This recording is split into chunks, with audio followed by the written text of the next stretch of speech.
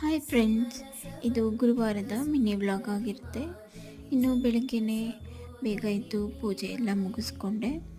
ಈಗ ಬ್ರೇಕ್ಫಾಸ್ಟ್ಗೆ ಹೆಲ್ತಿಯಾಗಿರೋವಂಥ ಒಂದು ಸೋರೆಕಾಯಿ ಪ್ಯಾನ್ ಕೇಕ್ ಹೇಗೆ ಮಾಡೋದು ಅಂತ ನೋಡೋಣ.